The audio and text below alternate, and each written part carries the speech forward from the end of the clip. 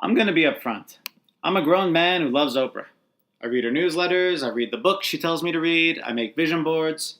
But Oprah goes on and on and on about love and how great it is and how it's all you need.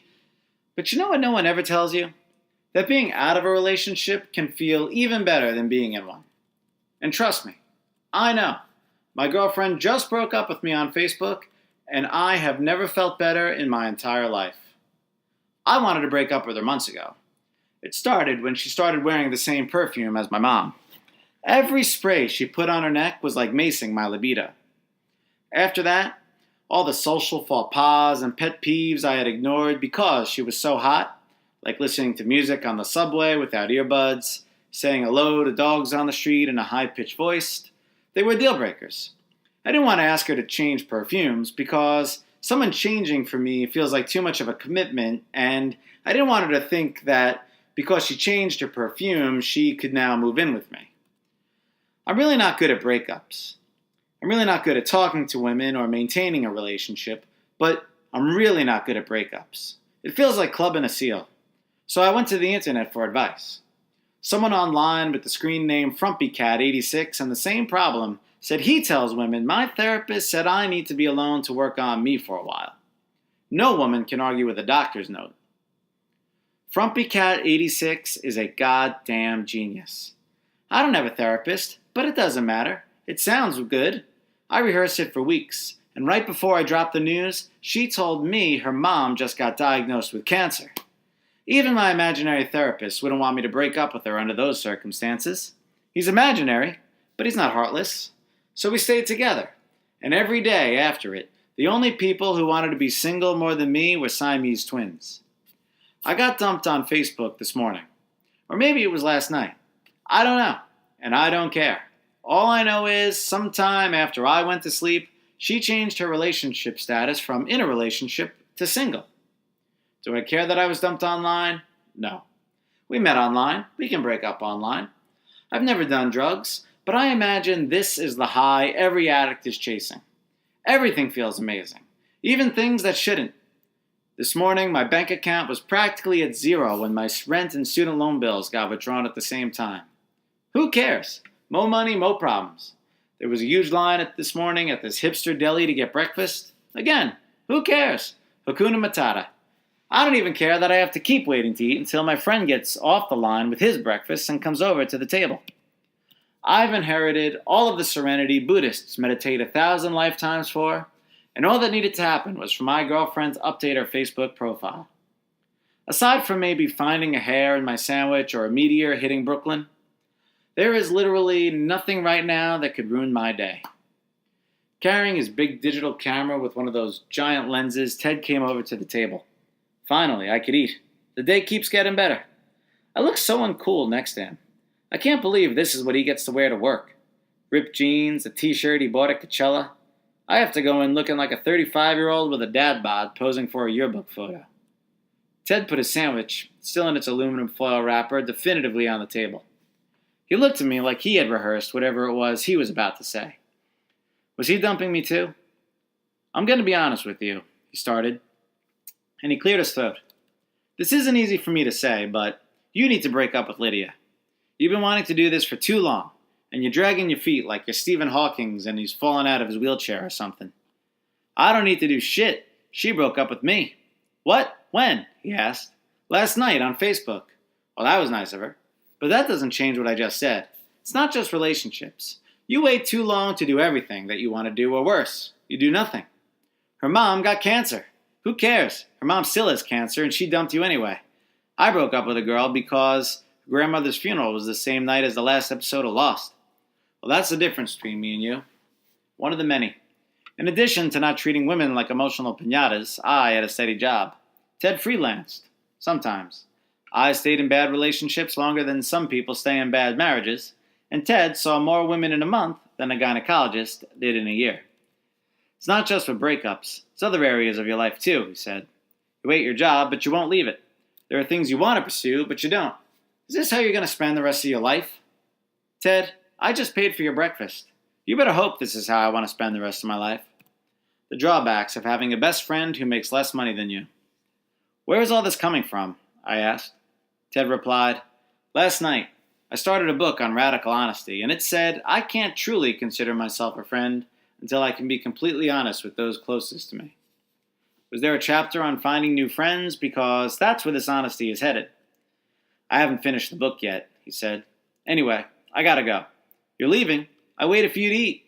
"I gotta get to that photo shoot. The only reason I stayed at your place last night was to be closer to this job. If I eat, I'm gonna be late." "Great. Now I have to look like one of those freaks who eat alone." Eating alone wouldn't look so bad if more tables had fewer chairs. Everywhere you go, it's like they're subtly telling everyone only parties of four and couples deserve to sit. "No," Ted said. "You'll look like a winner. You're telling the world I'm balding and can eat alone in public." That's some hardcore confidence right there, and you know I mean it because I'm living radically honest now. "I gotta run, but thanks for letting me stay over last night." "Sorry my place is so small." "Everyone's place is small. At least you got that couch. I'd sleep on the street if I could do it on that couch." He's right. It's a comfortable couch. I got it for free from the person who rented the apartment before me. I could never figure out why they left it behind.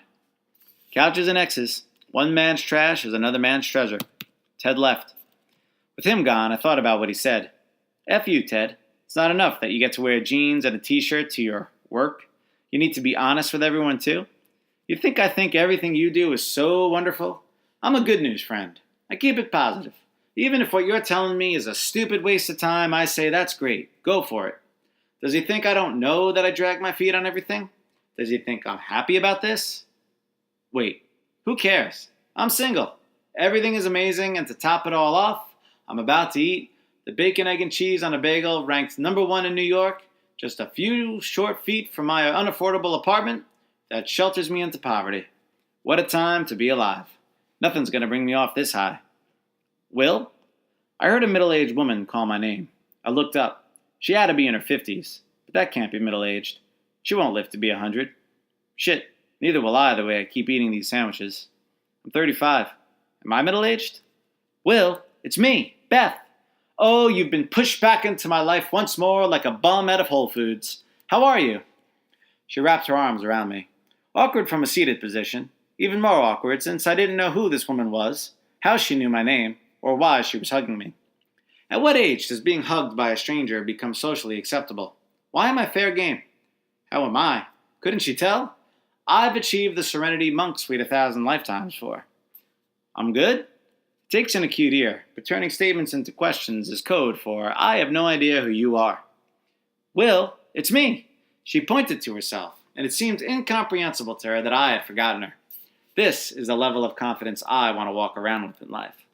Whoever she was, she had that urban hippie vibe. It was topped with a wide-brimmed floppy hat from which gray hair poured out of, square red-framed glasses and bracelets hanging off her arms, more of them than children hanging off of Mormons. "We met at Babs Benedict's wedding, and I have not been more grateful for it since," she said. "How have you been?" She seated herself at my table. No longer would I have to look like a loser eating alone. I can eat with a stranger and look like the winner that I know that I might be someday. "Babs Benedict. A wedding." "Oh, you mean Barbara Stuffin. Sorry, I'm not used to her married name yet. Nor have I ever heard anyone refer to Barbara as Babs. But yes, now I remembered her. This was Beth Benedict, the sister of the groom, and now sister-in-law to my friend Barbara Benedict. Mystery solved.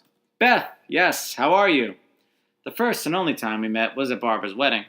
We spent all night throwing back open-bar whiskey while her husband did whatever it is lawyers do at weddings. This woman was awesome. She was briefly famous on YouTube for the world's shortest wedding toast. "Marriage is like a cell phone contract with no end and no upgrade. Cheers," she said to me. Speaking of last names, can you believe Babs hasn't changed hers on Facebook yet? I think we all know where that marriage is headed. She touched my arm constantly when she spoke, and when she didn't, she twisted her glasses with her right hand to signal she had finished a thought. Now that the question of who she was had been answered, I still wasn't sure why she had been looking for me. I must have purged whatever she was referring to during the 2-day post-wedding hangover. Why have you been looking for me?" I asked. "Why?" She laughed, and if the smile on her face was any whiter or wider, it would have been a tourist riding a motorized cart around Disney. She paused and leaned into me. Her tone and volume lowered like she had a secret to tell me, and gradually grew in enthusiasm with each word. "William, You have changed my life. I took your advice on my birdhouses and... She stopped herself mid-sentence. I can't tell you. I have to show you. I have to show you. She reached into a handbag worth more than my hands. The second she mentioned birdhouses, I remembered our conversation between a carving station and tuxedoed groomsmen, separated by sobriety and a centerpiece. Before her and I were double-fisting Manhattans on the dance floor, she told me all about how she made and sold birdhouses online. She said she was practically getting carpal tunnel from how long they took to make, and couldn't turn them over fast enough to quit her job. A genius. You're a genius. I had my doubts when you told me to make my birdhouses look like crack houses, but you were so right. Did I hear her correctly? What? Oh, don't be so coy, she replied. You said, you know what you should do. Not that I asked. But oh, you were so bold. I love men who aren't so wishy-washy, especially when they're bald. You said, make them look like crack houses, but for birds. Look at them. Filthy creatures, eating out of dumpsters, eating popcorn off the street, dropping their shit on us from the sky. And here you are, just giving them mansions. F the birds, you said. You were so emphatic. You will. You are a man of conviction. I mean, you would not stop going on and on about it, and you were so right. I went home that night and made 20, still drunk. When I woke up, I didn't know where they came from. I thought I had trashed the ones I had already made, which, according to the security cameras, I had, but whatever. I threw caution to the wind and put them all online, and like that, they were gone. In seconds. I was afraid people thought I was actually sending them crack. Look at these. Aren't these to die for? She showed me photos of her crack houses for birds on her phone. These were not to die for. The ones she showed me at the wedding were the Sistine Chapel of birdhouses. And these were the churches with neon crosses in their windows that you see on top of Chinese restaurants in Bushwick. I know these look like a botched Botox job, but the people, they love them. And the birds, they love them. Everybody loves them. They call me the Martha Stewart of crack houses. I call me Queen of the Snowbirds. It's a crack joke, but I really am heading down to Palm Beach for the winter. Oh, none of this was true before I met you. I've known myself my entire life, and I can barely afford to go to my apartment a few blocks away. You hanged them from a tree with a coat hanger. Did you know these coat hangers? Did you know they use coat hangers to clean out their penis? That's what they call their crack pipe. The birds? Crackheads. They call a pipe a penis. Oh, I don't know where they come up with this stuff, but they are hilarious. I wish I could invent words, but this is my gift. She pulled down on her glasses so often I don't know how they didn't break. She kept flipping through her phone, showing me more and more crack houses for birds. Gone were the beach house themes brought out by glued-on seashells, and in their place were lighters and dulled razors glued next to graffiti and chalk outlines. These were your ideas, William. You must love seeing them come to life. Must I?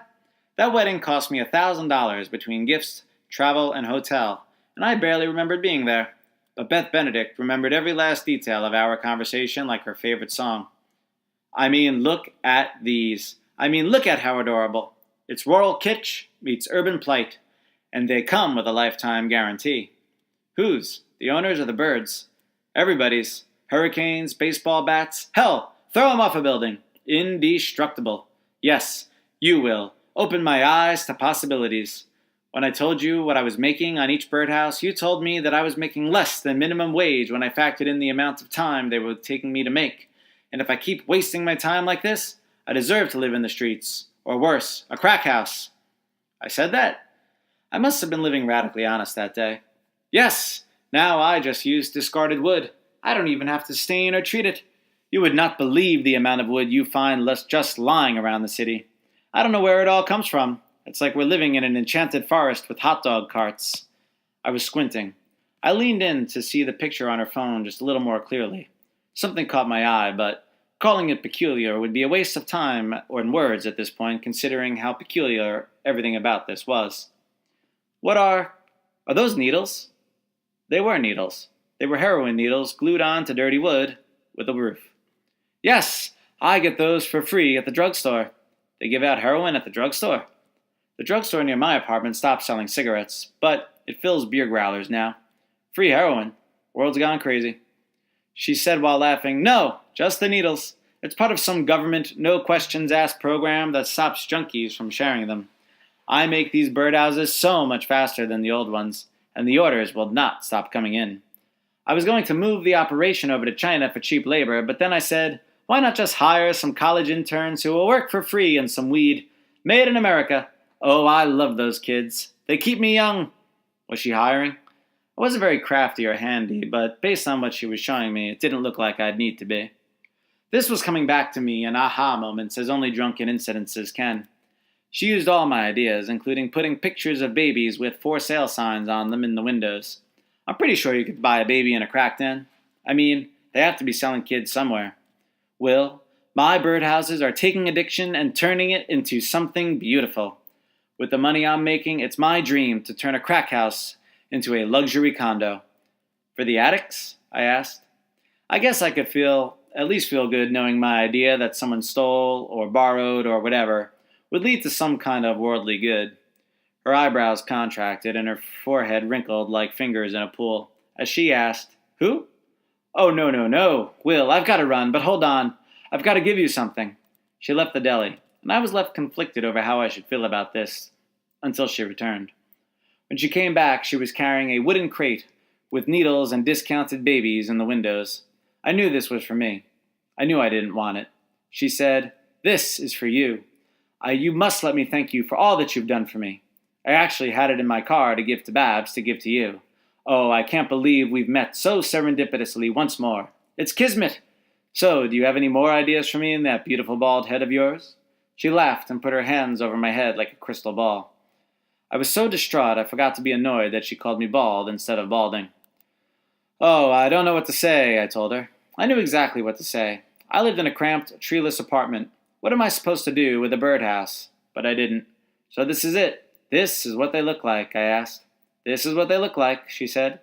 It's hard to put yourself out there creatively. I remember when I was 12, I wrote a one-person show about a unicorn salesman, and after I performed it for my family, my brother crazy-glued a traffic cone to my forehead and called me Unigay. I stopped sharing what I wrote after that. Thank you, Will.